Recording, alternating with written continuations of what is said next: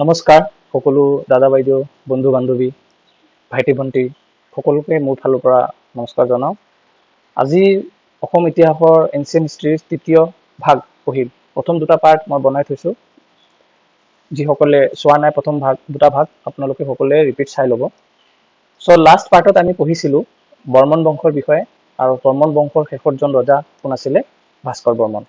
চ' আজি আমি ষ্টাৰ্ট কৰিম যে ভাস্কৰ বৰ্মনৰ সময়ত অসমৰ যে পৰিব্ৰাজক আহিছিলে চীনৰ পৰা হিউৱেন চাঙে কামৰূপৰ বিষয়ে কি লিখি থৈ গৈছিলে তেওঁৰ বিৱৰণী চি ইউকিত, সেই বিষয়ে আজি আমি পঢ়িম। তাৰপিছত আমি শালস্তম্ভ বংশ বা স্মলেশ বংশৰ বিষয়ে অলপমান পঢ়িম। চ' আজি দুটা টপিক থাকিব, হিউৱেন চাঙৰ বিৱৰণী আৰু স্মলেশ বংশ বা শালস্তম্ভৰ বিষয়ে টপিক। অ'কে, চ' জলদি আমি গুচি যাওঁ ক'ত আছে আমাৰ শালস্তম্ভ বা এই হিউৱেন চাঙৰ বিষয়ে। সমুদ্ৰ বৰ্মন, এইখিনি কুৱেশ্যন কৰি দিছিলোঁ আমি লাষ্ট ক্লাছত। বিশ্ব বৰ্মন এইখিনি শেষ হৈছিল আমাৰ, হয়নে? বৰ্মন বংশৰ গোটেই শাসকসকলৰ বিষয়ে ইয়াত লিখা আছিলে। চ' আজি আমি ষ্টাৰ্ট কৰিম কি? হিউৱেন চাঙৰ কামৰূপৰ বিৱৰণী। হিউৱেন চাঙে তেওঁৰ বিৱৰণী চি ইউকিত কামৰূপৰ বিষয়ে কি লিখি থৈ গৈছিলে, ঠিক আছে? চ' কামৰূপৰ বিষয়ে হিউৱেন চাঙৰ বিৱৰণী চি ইউকিত কি লিখিছিলে? কামৰূপ দেশৰ পৰিধি কিমান? 10,000 লি, যাক মাইলত যদি কোৱা হয় প্ৰায় 1700 মাইল হিচাপে তেওঁ লিখি থৈ গৈছে ক'ত? কামৰূপ দেশৰ পৰিধি। আৰু ৰাজধানী চহৰৰ পৰিধি কিমান লিখি থৈ গৈছে? 30 লি।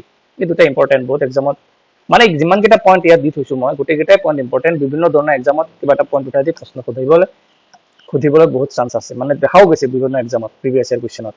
চ' মানুহবোৰে খেতি বাতিও কৰিছিলে কামৰূপত। তো কি বেছিকৈ খেতি কৰিছিলে? বিৱৰণী মতে কঁঠাল আৰু নাৰিকলৰ খেতি বেছি কৰিছিলে। আৰু কামৰূপৰ জলবায়ু কেনেকুৱা আছিলে? সেয়া নম্ৰ আৰু নাতিশীতোষ্ণ। মানুহবোৰৰ আচৰণ কেনেকুৱা আছিলে? বহুত সৰল মানুহ আছিলে, বহুত সৎ মানুহ আছিলে, হয়। আৰু পুৰুষসকলৰ চুটি চাপৰ আছিলে, আৰু তেওঁলোকৰ বৰণ কেনেকুৱা আছিলে? গাঢ় হালধীয়া, হয়। আৰু তেওঁলোকে দেৱসকলক পূজা কৰে আৰু বহু বলিদান দিয়ে। আৰু বুদ্ধৰ ওপৰত তেওঁলোকৰ কোনো বিশ্বাস নাই। মানে কামৰূপবাসী সেই সময়ত পূজা পাতল বেছিকৈ কৰিছিলে, বলিদানো দিছিলে, কিন্তু বুদ্ধৰ ওপৰত তেওঁলোকৰ বিশ্বাস হোৱা নাছিলে একদম, হয়। চ' ভাস্কৰ বৰ্মনে ব্ৰাহ্মণ জাতি আছে বুলি হিউৱেন চাঙে লিখি থৈ গৈছিলে, কিন্তু সেয়া সঠিক নহয়, হয়। কিন্তু লিখি থৈ গৈছিলে ভাস্কৰ বৰ্মনে কি? যে হিউৱেন চাঙে লিখি থৈ গৈছিলে যে ভাস্কৰ বৰ্মন ব্ৰাহ্মণ জাতিত আছিল বুলি। যদিও তেওঁৰ বুদ্ধৰ ওপৰত কোনো বিশ্বাস নাই, মানে ভাস্কৰ বৰ্মনৰ বুদ্ধৰ ওপৰত বিশ্বাস নাছিলে, তথাপিও তেওঁ আন ধৰ্মৰ গুৰুসকলক শুনিছিলে বা আন ধৰ্মগুৰুসকলক বহুতো সন্মান কৰিছিলে। এইখিনি বিষয়ে লিখি থৈ গৈছে যে কামৰূপৰ বিষয়ে হিউৱেন চাঙে। আৰু বহুতো তথ্য আছে, আমি বহুত ডাঙৰকে আৰু বহলাই মই কৰা নাই, যিখিনি ইম্পৰ্টেণ্ট সামাৰাইজ কৰি দিছোঁ যাতে আমাৰ ADRE এক্সামত সহায় হয়। অ'কে, আৰু ভাস্কৰ বৰ্মনৰ পিছত তেওঁৰ কোনো উত্তৰাধিকাৰী নাছিলে, মানে ভাস্কৰ বৰ্মনে বিয়া পতা নাছিলে বা অবৈবাহিক জীৱন পাৰ কৰিছিলে। চ' ভাস্কৰ বৰ্মনৰ পিছত যেতিয়া অৰাজকতাৰ সৃষ্টি হৈছিলে মৃত্যুৰ পিছত, তেতিয়া শালস্তম্ভ নামৰ এজন সুবিধাবাদীয়ে সুবিধা লৈ এই দখলকাৰী হিচাপে সুবিধা লৈ সেই সময়ত তেওঁ ৰাজভাৰ গ্ৰহণ কৰি ল'লে। আৰু সেই সময়ত এই শালস্তম্ভ আহি আৰু এটা নতুন বংশৰ সৃষ্টি কৰিছিলে বা ডাইনেষ্টি সৃষ্টি কৰিছিলে, সেয়া হ'ব শালস্তম্ভ ডাইনেষ্টি বা শ্লেষ্টা ডাইনেষ্টি। আৰু কিছুমানৰ মতে উত্তৰাধিকাৰী আছিল অৱন্তী বৰ্মন, তাৰ উত্তৰাধিকাৰী ভাস্কৰ বৰ্মনৰ উত্তৰাধিকাৰী আছিলে অৱন্তী বৰ্মন। কিন্তু আকৌ কিছুমান বুৰঞ্জীবিদে কি মত প্ৰকাশ কৰিছে যে দুয়োটা একে, যে শালস্তম্ভ আৰু Avanti Barman is the same person, এনেকুৱা বুলিও কিছু বুৰঞ্জীবিদে মত প্ৰকাশ কৰিছে। চ' কি হয়, আমাৰ প্ৰাচীন অসমৰ ইতিহাসৰ বিভিন্ন তথ্য যিহেতু সঠিকভাৱে পাবলৈ নাই, কিছুমান পোৱা গৈছে, কিছু তথ্য পোৱা নাযায়, তো কিছু তথ্য মুখকথাৰ ওপৰত লোকবিশ্বাসৰ মতেও চলে। চ' সেইকাৰণে যিখিনি ইনফৰমেশ্যন তথ্য পোৱা গৈছে সেই বিষয়ে উল্লেখ আছে, হয়। চ' ভাস্কৰ বৰ্মনৰ পিছত নেক্সট উত্তৰাধিকাৰী হিচাপে শালস্তম্ভ আহে, আৰু শালস্তম্ভই নতুন বংশৰ প্ৰতিষ্ঠা কৰে, সেয়া শালস্তম্ভ বংশ বা শ্লেচ ডাইনেষ্টি। অ'কে, এতিয়া আমি পঢ়িম নেক্সট যে শালস্তম্ভ বংশ বা স্মলেশ বংশৰ বিষয়ে। তো শালস্তম্ভ বংশ অনুমান কিমান সময়ত? 665 পৰা 675 খ্ৰীষ্টাব্দৰ। আৰু শালস্তম্ভ বংশৰ প্ৰতিষ্ঠাপক কোন? বা স্মলেশ বংশ দিব। স্মলেশ বংশৰ প্ৰতিষ্ঠাপক কোন? শালস্তম্ভ। আৰু শালস্তম্ভ বুলি ক'লেতো এনচাৰ তাৰ ধুনীয়াকৈ ওলাই যাব, এনেকুৱা আহিব পাৰে যে স্মলেশ বংশৰ প্ৰতিষ্ঠাপক কোন? এয়া হ'ব শালস্তম্ভ। আৰু চোৱা, ৰত্নপাল বৰগাঁও অনুদানত, মানে শালস্তম্ভ বা স্মলেশ বংশৰ পিছত যিটো বংশ আহে সেয়া হ'ব পাল বংশ। পাল বংশ কেতিয়া আহিব শালস্তম্ভ বংশৰ পিছত সেই পাল বংশৰ এজন ৰজা ৰত্নপালৰ বৰগাঁও অনুদানত শ্লেষাধীনাথ বুলি উল্লেখ কৰা হৈছে মানে এই শালস্তম্ভ কি বুলি শ্লেষাধীনাথ মানে শ্লেষ বংশৰ ৰজাৰ আছিলে তেওঁ অনাৰ্য আছিলে সেই শ্লেষাধীনাথ বুলি উল্লেখ কৰা হৈছিলে ক'ত ৰত্নপালৰ বৰগাঁও লিখনিত ৰত্নপাল কোন হয় শালস্তম্ভ বংশ বা শ্লেষ বংশৰ পিছৰ যি বংশ আহে পাল বংশৰ এজন ৰজা ঠিক আছে আৰু ৰাজধানী ক'ত আছিলে আগতেতো প্ৰাগজ্যোতিষপুৰত আছিলে ভাস্কৰ বৰ্মনৰ সময়ত তো প্ৰাগজ্যোতিষপুৰৰ পৰা ৰাজধানী স্থানান্তৰ কৰিছিলে ক'ত তেজপুৰত বৰ্তমানৰ তেজপুৰত স্থানান্তৰিত কৰিছিলে আৰু ৰাজধানীৰ নাম কি ৰাখিছিলে হটকেশ্বৰ বা হৰুপেশ্বৰ নাম ক'ৰ পৰা আহিলে ৰাজধানীৰ নাম তেওঁলোকৰ দেৱতা মানে শ্লেষ বংশৰ দেৱতা হটকা বা হটকৰ আৰু এটা নাম কি হেতুকা চুলি তেওঁৰ নামেৰে এই দেৱতাৰ নামেৰে ৰখা হৈছিলে হটকেশ্বৰ বা হৰুপেশ্বৰ আৰু হটকেশ্বৰ বা হৰুপেশ্বৰ বৰ্তমান কোন জায়গা বৰ্তমানৰ তেজপুৰ এৰিয়া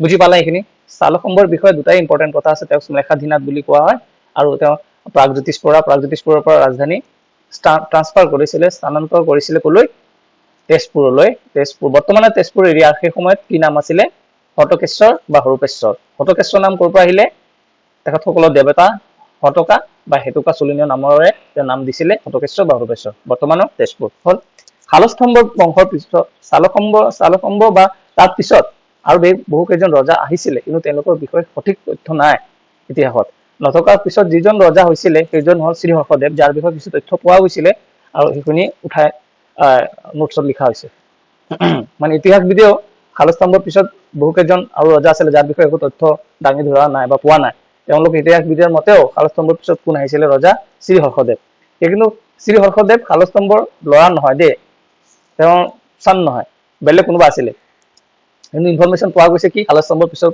নেক্সট ৰজা কোন শ্ৰী হৰ্ষদেৱ ওকে শ্ৰী হৰ্ষদেৱ তেখেতক মানে শ্ৰী হৰ্ষদেৱক কি বুলি জনাজাত আছিলে তেওঁক গৌৰাদী কলিংগ কুশলাপতি বুলি বৰ্ণনা কৰা হৈছে বা কোৱা হৈছিল তেওঁৰ আৰু এটা নাম এই পইণ্টটো যে বহুত ইম্পৰ্টেন্ট এক্সামত আহে যে গৌৰাদী কলিংগ কুশলাপতি বুলি কাক জনা যায় সেয়া হ'ব শ্ৰী হৰ্ষদেৱ মানে শ্লেষ বংশৰ এজন ৰজা বা এনেকুৱা ঘূৰাই কোৱেশ্চন কৰে যে শ্ৰী হৰ্ষদেৱক কি নামেৰে জনা যায় তেওঁ গৌৰাদী কলিংগ কুশলাপতি বুলি জনা যায় আৰু কোনটো শিলালিপিত উল্লেখ আছে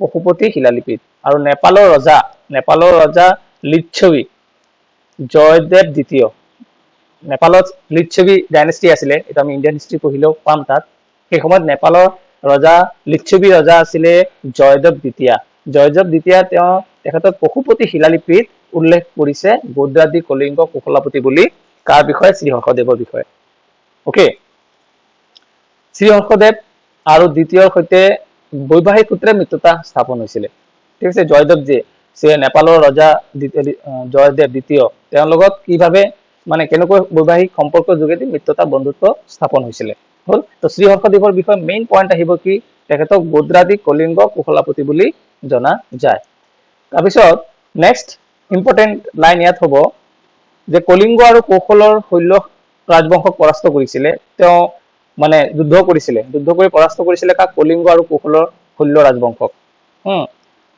তাৰপিছত জীৱিতগুপ্ত দ্বিতীয় মগধক পৰাজিত কৰিছিলে কোনে শ্ৰী হৰ্ষদেৱে তাৰপিছত দন্তি দুৰ্গ সম্মক এইটো বানানটো অলপ ভুল হৈছে সম্মদ শিলালিপিত পশ্চিম চালুক্যসকলৰ সৈতে হৰ্ষদেৱৰ সংঘাতৰ কথা উল্লেখ কৰা হৈছে মানে ইয়াত শ্ৰী হৰ্ষদেৱে কাৰ লগত যুদ্ধ লিপ্ত হৈছিলে কাক পৰাস্ত কৰিছিলে মানে শ্ৰী হৰ্ষদেৱৰ কিছু কীৰ্তিৰ বিষয়ে ইয়াত উল্লেখ কৰা হৈছে ঠিক আছে কাৰ লগত যুদ্ধ কৰিছিলে আৰু ৰিপিট কৰো সেয়া হ'ব কলিংগ আৰু কুশলৰ ৰাজবংশক পৰাস্ত কৰিছিলে মগধৰ ৰজা জীৱিতগুপ্ত দ্বিতীয় পৰাস্ত কৰিছিলে পশ্চিম চালুক্য বংশৰ ৰজাৰ লগতো যুদ্ধত লিপ্ত হৈছিলে আৰু অৱশেষত যশো বৰ্মনে হৰ্ষদেৱক উৎখাত কৰিছিলে মানে যশো বৰ্মন এজন ৰজাই যশো বৰ্মনে হৰ্ষদেৱক মানে হত্যা কৰিছিলে ঠিক আছে নেক্সট চাবা ইয়াৰ এই পইণ্টত আমাৰ এডিআৰ গ্ৰেড 3 গ্ৰেড 4 কাৰণে ইয়াত উল্লেখনীয় পইণ্ট কি যে গৌৰাদী কলিংগ কুশলাপতি বুলি জনা কাক যায় শ্ৰী হৰ্ষদেৱক ঠিক আছে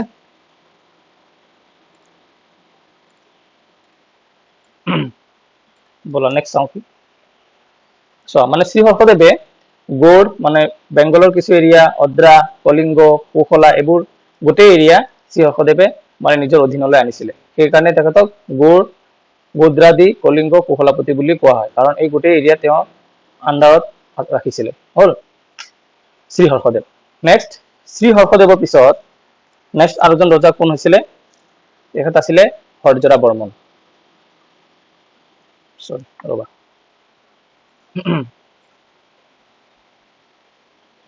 হৰজৰা বৰ্মন শ্ৰী হৰ্ষদেৱৰ পিছত হৰজৰা বৰ্মন তো হৰজৰা বৰ্মনৰ এটা উপাধি আছিলে বহুত ডাঙৰ উপাধি মহাৰাজা ধীৰাজ পৰমেশ্বৰ পৰম ভট্টাকৰ দৰে গধুৰ বিশেষণ ব্যৱহাৰ কৰা প্ৰথম কামৰূপৰ ৰজা ইমান ডাঙৰ উপাধি গ্ৰহণ কৰা প্ৰথম কামৰূপৰ ৰজা কোন হৰজৰা বৰ্মন কোৱেশ্চন ইয়াৰ পৰা দিব পাৰে ঘূৰাই ইম্পৰ্টেন্ট পইণ্ট যে শ্ৰী হৰজৰা বৰ্মনক কি উপাধি ব্যৱহাৰ কৰিছিলে মহাৰাজা ধীৰাজ পৰমেশ্বৰ পৰম ভট্টাকৰ বা এনেকুৱা ঘূৰাই দিব পাৰে মহাৰাজা ধীৰাজ পৰমেশ্বৰ পৰম ভট্টাকৰ উপাধি কোনে গ্ৰহণ কৰিছিলে হৰজৰা বৰ্মন তো হৰজৰা বৰ্মনে হৰূপেশ্বৰত হেতুকা চুলিনৰ নামে এটা মন্দিৰ নিৰ্মাণ কৰিছিলে ঠিক আছে হেতুকা চুলিন স্মলেক বংশৰ যে দেৱতা পূজা কৰিছিলে এটা পাইছিলো ন অলপ আগত হেতুকা চুলিন এয়া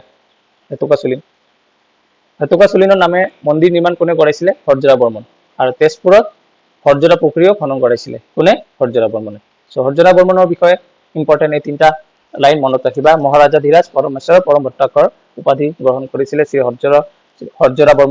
হৰজৰা বৰ্মনে হৰূপেশ্বৰত হেতুকা চুলিনৰ নামে এটা মন্দিৰ নিৰ্মাণ কৰিছিলে তেওঁৰ দেৱতা নামে আৰু তেজপুৰত হৰজৰা পুখুৰীও খনন কৰিছিলে হ'ব হৰজৰা বৰ্মনৰ পিছত আহিছিলে বনমালা বৰ্মন ইয়াত আহিছে কি হৰজৰা বৰ্মনৰ পুত্ৰ চন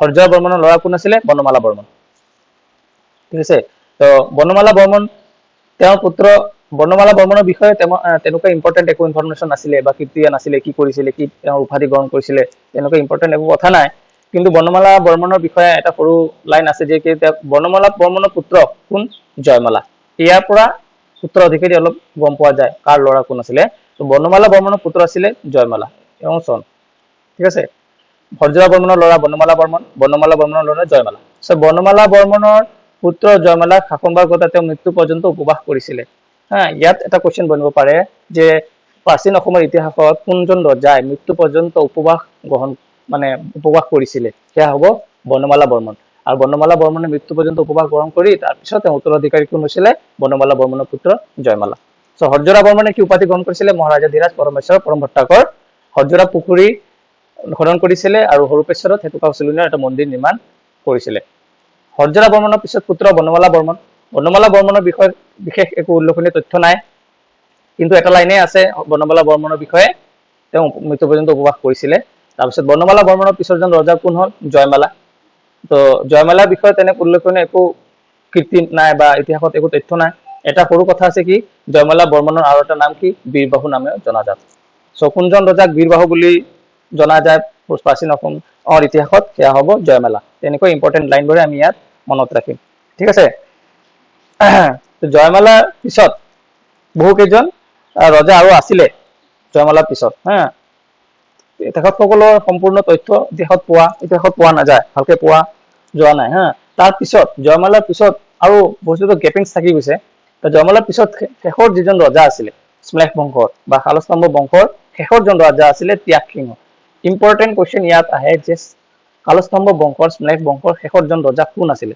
হয় আৰু প্ৰথমজন ৰজা কোন আছিলে আৰু মাজৰ পইণ্ট আহিব কি মহাৰাজা ধীৰাজ পৰমেশ্বৰ পৰম ভট্টাকৰ উপাধি কোনে গ্ৰহণ কৰিছিলে কোনজন ৰজাই মৃত্যু পৰ্যন্ত উপবাস গ্ৰহণ কৰিছিলে বীৰবাহু নামে কোন জনা যায় ওকে এইখিনি ইম্পৰ্টেন্ট আছে মাজত গোদ্ৰাদি কলংগ কুশলাপতি বুলি কাক জনা যায় শ্ৰী হৰ্ষদেৱ সো ত্যাগ সিংহ আছিলে স্মলেশ বংশৰ বা শালস্তম্ভ বংশৰ শেষৰজন ৰজা ইয়াত আছে শেষৰজন ৰজা আৰু তেওঁ নিসন্তান হৈ মৃত্যুবৰণ কৰিছিলে মানে ত্যাগ সিংহৰ কোনো ল'ৰা নাছিলে আৰু তেওঁৰ বিষয়সকলে ব্ৰহ্মপালক মানে শালস্তম্ভ সকলৰ অধীনস্থ এজন ৰাজ্যপাল আছিলে ব্ৰহ্মপাল আছিলে কি শালস্তম্ভ বংশৰ এজন ৰাজ্যপাল আৰু তেওঁক লোকৰ ৰজা হিচাপে নিযুক্তি দিছিলে যেতিয়া শেষৰজন ৰজা ত্যাগ সিংহৰ ল'ৰা নাই উত্তৰাধিকাৰী নথকা দেখি এতিয়া ৰাজ্যটো চম্ভালিব লাগিব সেইকাৰণে ৰাজ্যপাল আছিলে কোন ব্ৰহ্মপালক অধীন কি কৈছে ৰাজা হিচাপে নিযুক্তি দিছিলে আৰু ইয়াতে কি কয় শালস্তম্ভ বংশ বা স্মলেশ বংশৰ অন্ত পৰে আৰু তাৰ পিছত নতুন মানে বংশ ষ্টাৰ্ট হয় সেয়া হ'ব পাল বংশ পাল বংশৰ আৰম্ভণি হয় আৰু পাল বংশৰ প্ৰতিষ্ঠাপক কোন আছিলে সেয়া হ'ব ব্ৰহ্মপাল। ব্ৰহ্মপাল হ'ল কি পাল বংশৰ প্ৰতিষ্ঠাপক অসমত।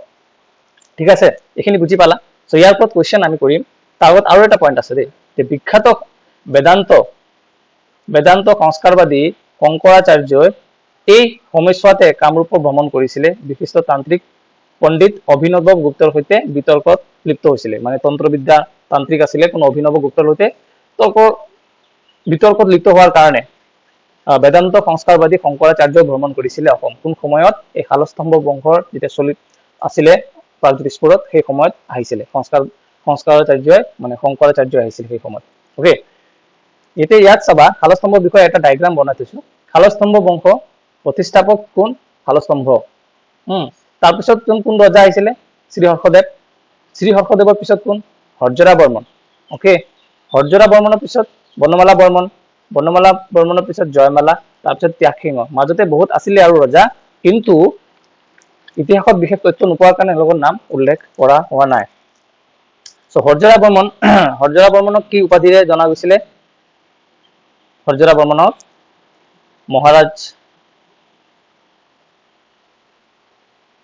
মহাৰাজ ধীৰাজ পৰম ভট্টৰ্ক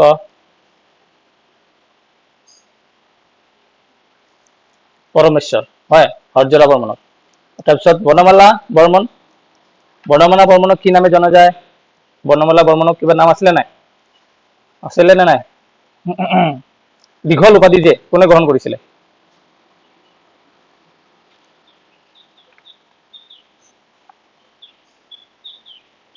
এইটো হৰ্যৰা বৰ্মন, মহাৰাজ ধীৰাজ পৰমেশ্বৰ পৰম ভট্টাৰকৰ। ঠিক আছে, বনমালা বৰ্মনত নাই এইটো যে হৰ্ষদেৱ, বদ্ৰাদি কলিংগ কোহলাপতি। হৰ্ষদেৱ ইয়াত যে আছে, হৰ্ষদেৱ বদ্ৰাদি কলিংগ কোহলাপতি, এইখিনিৰ একদম মনত ৰাখিবা। সো হৰ্যৰা বৰ্মনৰ ল'ৰা বনমালা বৰ্মনৰ পিছত জয়মালা আৰু শেষৰজন ৰজা ত্যাগসিংহ। ত্যাগসিংহৰ পিছত কি ষ্টাৰ্ট হয়? ত্যাগসিংহৰ পিছত পাল বংশ ষ্টাৰ্ট হয়। পাল বংশৰ প্ৰতিষ্ঠাপক ব্ৰহ্মপাল। ব্ৰহ্মপাল কোন আছিলে? এই শালস্তম্ভ বংশৰ এজন ৰাজ্যপাল আছিলে। ঠিক আছে, সো কুৱেশ্যনত যদি আমি আহোঁ, একৰ্ডিং টু হিউৱেন চাঙৰ মতে কামৰূপৰ পৰিসৰ কিমান আছিলে? সেয়া আছিলে 10,000 লি। Option number C. ইয়াত 1700 মাইল, এটা ভুল আহিছে দেই, ইয়াত মই শুধৰাই দি আছো ৰবা। 10,000 লি আৰু ইয়াত 1700 মাইল বুলি কোৱা হয়। মাইলত যদি গণনা কৰা হয় 1700 মাইল। हो गया? तो question, according to Hiuen Kamrup was the approximately, उसका डायमेंशन कितना था? 10,000 ली या 1700 माइल। हो गया? तो भास्कर बर्मन शासन कालत कोने कामरूप भ्रमण करिছিলে? भास्कर बर्मन के समय कामरूप कौन विजिट किया था? वो ह्यूएन सांग। चीना परिव्राजके আমাৰ ভাস্কৰ বৰ্মনৰ সময়ত অসম বা কামৰূপ ভ্ৰমণ কৰিছিলে। কামৰূপৰ ৰাজধানী প্ৰায় কিমান লি বিস্তৃত আছিলে? ৰাজধানী কামৰূপ 30 लीट विस्तृत आছিলে। Option number B. तो capital city of Kamrup was approximately how many li in circumference? वो कितना था? 30 ली। ह्यूएन सांगৰ মতে कामरूपर लोकসকল কেনে আছিলে? ह्यूएन सांग के अनुसार कामरूप के जो लोग थे वो लोग कैसे थे? वो लोग थे hard working and honest. Option number B, hard working and honest, পৰিশ্ৰমী আৰু সৎ আছিলে। কোন ধৰ্মৰ প্ৰভাৱত কামৰূপত সীমিত আছিলে? মানে কোন ধৰ্মৰ প্ৰভাৱ কামৰূপত সীমিত আছিলে? বৌদ্ধ ধৰ্ম। बौद्ध धर्म माने प्रभाव कामरूप हिमान बेसि नासिले। कौन सा धर्म के प्रभाव कामरूप में कम था? वो था बौद्ध धर्म। भास्कर बर्मने कोन कोन धर्म सम्मान करिছিলে? भास्कर बर्मने ऑल रिलीजन, সকলো ধর্মকে सम्मान करिছিলে। तो भास्कर बर्मन सब धर्म के लोगों को सम्मान करते थे। ठीक है, কিছুমান ইতিহাসবিদৰ মতে ভাস্কৰ বৰ্মনৰ উত্তৰাধিকাৰী কোন আছিল? ভাস্কৰ বৰ্মনৰ উত্তৰাধিকাৰী আছিল কি? শালস্তম্ভ। ভাস্কৰ বৰ্মনে অবৈবাহিক জীৱন পাৰ কৰিছে, তেওঁৰ পিছত কোনো উত্তৰাধিকাৰী তেওঁ ল'ৰা নাছিলে। তেওঁ শালস্তম্ভই মানে সুবিধা গ্ৰহণ কৰি সেই সময়ত শালস্তম্ভ বংশ স্থাপন কৰিছিলে বা স্মলেক বংশ স্থাপন কৰিছিলে। তো ভাস্কৰ বৰ্মনৰ পিছত কোনে সাকসিড কৰিছিলে? শালস্তম্ভ। भास्कर बर्मन के बाद कौन सक्सीड किया था? वो खालस्तंभ। खालस्तंभ भास्कर बर्मन का कोई एंसेस्टर नहीं थे, उनका कोई बेटा नहीं था। वो सुविधा लिया था कि खालस जो भास्कर बर्मन ने वो मेरिट नहीं किया था, उनका लड़ा मतलब लड़ा ছোৱালী নাছিলে। সো কি হল ভাস্কৰ বৰ্মনৰ পিছত খালস্তম্ভ হৈছিলে। কামৰূপৰ জলবায়ু কেনে বুলি বৰ্ণনা কৰা হৈছে? কামৰূপৰ জলবায়ু আছিলে নম্ৰ আৰু নাতিশীতোষ্ণ, হিউমিড আৰু প্লিজেণ্ট। কোন ৰজাই হিউৱেন চাঙক কামৰূপত আদৰণি জনাইছিলে? কোনজন ৰজাই কামৰূপৰ আদৰণি জনাইছিলে হিউৱেন চাঙক? সেয়া ভাস্কৰ বৰ্মন। হিউৱেন চাং কোন দেশৰ বিখ্যাত পৰ্যটক আছিল? চাইনা। কামৰূপত বৰ্মন বংশৰ পিছত কোন বংশই শাসন কৰিছিলে? कामरूपत बर्मन वंश पिछत कौन आया था? कामरूप में आफ्टर वर्मन डायनेस्टी कौन आया था? वो पाला, अहोम, स्नेच, खालस्तंभ, ब्रह्म। क्या बोल रहा है? कामरूप बर्मन वंश पिछत बर्मन वंश के बाद आसाम में कामरूप में वो खालस्तंभ आया था। स्मलेच वंश आरंभ হৈছিলে। स्मलेच वंश राजधानी क्या आছিলে? जो कैपिटल ऑफ स्मलेच डायनेस्टी क्या था? वो तेजपुर। भास्कर बर्मনৰ সময়ত আছিলে প্ৰাগজ্যোতিষপুৰত। হয়, ভাস্কৰ বৰ্মন পিছত স্মলেচ বংশ যে প্ৰতিষ্ঠা কৰিছিলে খালস্তম্ভই, তো খালস্তম্ভই কি কৰিছিলে? প্ৰাগজ্যোতিষপুৰ স্থানান্তৰিত কৰিছিলে কলৈ? বৰ্তমানৰ তেজপুৰ। আৰ পুৰনো নাম কি আছিলে? হটকেশ্বৰ। ঠিক আছে, তাত স্থানান্তৰ কৰিছিলে। বৰ্তমান তেজপুৰ অঞ্চলক কি নামেৰে জনা যায়? কি নামেৰে জনা গৈছিলে সেই সময়ত? হটকেশ্বৰ বা হৰূপেশ্বৰ। ঠিক আছে। আৰু স্লেচ বা খালস্তম্ভ বংশৰ প্ৰথম ৰজা কোন আছিলে? খালস্তম্ভ। Option number B. শ্ৰী হৰ্ষদেৱৰ বিষয়ে কোন শিলালিপিত উল্লেখ আছে? শ্ৰী হৰ্ষদেৱৰ বিষয়ে পশুপতি শিলালিপিত উল্লেখ আছে। অপশন নম্বৰ ডি হ'ব correct. Who was the first Kamrupa king to use the title Maharaja Dhiraj Param Bhattakar? মহারাজা ধীরাজ পরমেশ্বর পরম ভট্টাকার উপাধি প্রথমে কোনজন কামরূপ রজা ব্যবহার করেছিলেন? সেজন হব হরজরা বর্মন। हरजरा बर्मन उद्गुल। Option number B. ये लंबा जो उपाधि है महाराजा धीराज परमेश्वर परम भट्टाकर, ये हरजरा बर्मन ने लिया था। Option number B. खालस्तंभ क्लेश वंशर शेष रजा कोन आছিলে? Last ruler of Khalastambha that is Tyag. মনত কেনেকৈ ৰাখিবা? त्याग, সকলোখিনি त्याग হৈ গল, বংশ त्याग কৰি দিলে। তাৰ পৰা মনত ৰাখিম আমি কি? খালস্তম্ভ বংশৰ শেষৰজন ৰজা त्याग সিংহ। ঠিক আছে। তাৰপিছত त्याग সিংহৰ মৃত্যুৰ পিছত তেওঁ মন্ত্ৰীসকলে কাক ৰজা হিচাপে লৈছিলে? এতিয়া त्याग সিংহৰ পিছতো তেওঁ উত্তৰাধিকাৰী নাছিলে, ল'ৰা নাছিলে, সেইবুলি ব্ৰহ্মপাল আছিলে সেই সময়ৰ ৰাজ্যপাল খালস্তম্ভ বংশৰ। এই ব্ৰহ্মপালক মন্ত্ৰীসকলে ৰজা হিচাপে নিযুক্তি দিছিলে। তেওঁ কিন্তু প্ৰথম এজন ৰজা যে অসমত এজে নিযুক্তি লাভ কৰিছিলে। ঠিক আছে, উত্তৰাধিকাৰী হিচাপে নহয়, মানুহে পাতি দিছিলে, তুমি নিযুক্তি মানে এপইণ্ট কৰা হৈছিলে ব্ৰহ্মপালক। আৰু ব্ৰহ্মপালে কি বংশ স্থাপন কৰিছিলে? পাল বংশ। হল। সো আজি আমি ইমানতে সামৰিছো। নেক্সট ক্লাছ আমি আৰম্ভ কৰিম পাল বংশৰ পৰা।